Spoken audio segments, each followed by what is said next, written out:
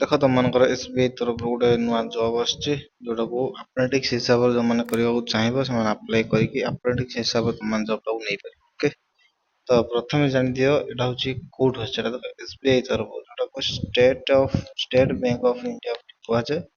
Okay, ଯୋଉଟା ହଉଛି ବ୍ୟାଙ୍କର ଜବ୍। ଓକେ, ଏଥିରେ ତମମାନଙ୍କର ଯାହା ବି ରୋଲ ଅଛି, ଯାହା ବି ରେଗୁଲେସନ ଅଛି, ସେଥିରେ ତମର 1 ଇୟର ପାଇଁ ଏଟା ହଉଛି ଗୋଟେ ଆପ୍ରେଣ୍ଟିସ୍ ହିସାବରେ ଜବ୍, ମାନେ ଗୋଟେ ହିସାବରେ ଟ୍ରେନିଂ ପାଇଁ 1 ଇୟର ତମମାନଙ୍କୁ ଡାକିଛନ୍ତି, ଯୋଉଟା 1 ଇୟର ପାଇଁ ତମମାନେ କାମ କରିପାରିବ। ଓକେ, SBI ରେ ଦେଖ ଷ୍ଟେଟ୍ ବ୍ୟାଙ୍କ ଅଫ୍ ଇଣ୍ଡିଆ ଲେଖାଯାଇଛି। ଏଟା ହଉଛି ତମମାନଙ୍କର ବ୍ୟାଙ୍କରେ ଜବ୍ ପୋଷ୍ଟିଂ ରହିବ, ତମେ ଓଡ଼ିଶାରେ ହିଁ ଜବ୍ ପାଇପାରିବ। ଓକେ, ତ ତମମାନଙ୍କର ଯୋଉମାନେ ରିକ୍ରୁଟମେଣ୍ଟ ହିସାବରେ ତମମାନଙ୍କୁ ନେବେ, ଠିକ ଅଛି। ହେଇପରେ ସେମାନେ ଇଣ୍ଟରଭ୍ୟୁ କରିପାରନ୍ତି, ଏକ୍ଜାମ କରିପାରନ୍ତି। ଓକେ, ତ ତାପରେ ଦେଖ ତମମାନଙ୍କର ଏଟା ହଉଛି ପୋଷ୍ଟ ରହୁଛି 7150 ପୋଷ୍ଟ ରହୁଛି, 7150 ପୋଷ୍ଟ ରହୁଛି। ତମମାନେ ଏଥିରୁ ଚାହିଁବ ପୋଷ୍ଟ ନେଇପାରିବ। ଓକେ, ଅଦରୱାଇଜ ଯଦି ତମମାନଙ୍କର କୌଣସି ପ୍ରୋବ୍ଲେମ ହଉଥିବ ତମମାନେ WhatsApp କିମ୍ବା ସ୍କାନ କରିକି ତମମାନେ WhatsApp ରେ ତମମାନେ ଗ୍ରୁପରେ SMS କରିପାରିକି ସାର୍ ଆମର ପ୍ରୋବ୍ଲେମ ହଉଛି, ଆପଣ ଦେଖନ୍ତୁ, ତ ସେମାନେ ଆପ୍ଲାଏ କରିପାରିବେ। ଠିକ ଅଛି, ତମ ଡିଟେଲ୍ସ ମାଗିବ, ତମମାନେ ଦେଇପାରିବ।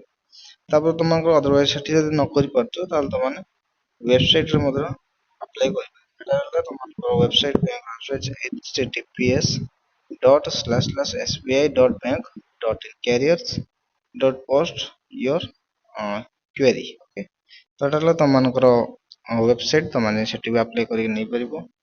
ଆଉ ଗୋଟେ କଥା, ଏଟା କେତେରୁ କେତେ ଡେଟ୍ ପର୍ଯ୍ୟନ୍ତ ଚାଲିବ, ଆପ୍ଲାଏ ଚାଲିବ। ଓକେ, ଦେଖ ଏଠି ଲେଖାଯାଇଛି 19/5/2026 ରୁ ଷ୍ଟାର୍ଟିଂ କରି ତମମାନଙ୍କର 8/6/2026 ପର୍ଯ୍ୟନ୍ତ ଆପ୍ଲାଏ ଚାଲିବ। ଠିକ ଅଛି, ମେ ମାସରୁ 19 ମେ ଠାରୁ ଆରମ୍ଭ କରିକି ଜୁନ 8 ପର୍ଯ୍ୟନ୍ତ ତମମାନଙ୍କର ଚାଲିବ। ଓକେ, ତାପରେ ତମମାନଙ୍କର ଆସୁଛି କଣ, ଏଲିଜିବିଲିଟି। ଦେଖ ଏଲିଜିବିଲିଟି ସେ କହିଛି କି any graduate. Okay, any graduate ଯୋଉମାନେ ଗ୍ରାଜୁଏସନ ପାସ୍ କରିଛ। ଓକେ, ଗ୍ରାଜୁଏସନ ଯୋଉମାନେ ପାସ୍ କରିଛ ସେମାନଙ୍କର ଗ୍ରାଜୁଏସନ ର ସାର୍ଟିଫିକେଟ ଟା ଥିବା ଦରକାର, ୱିଥ୍ ପ୍ରୁଫ୍ କି ଆମେ ଗ୍ରାଜୁଏସନ କରିଛୁ। ଓକେ, ତ ସେମାନେ ଆପ୍ରେଣ୍ଟିସ୍ ହିସାବରେ ତମମାନେ ଜବ୍ କରିପାରିବେ। ଠିକ ଅଛି, ଗୋଟେ ବର୍ଷ ପାଇଁ ହିଁ ଜବ୍ କରିପାରିବ।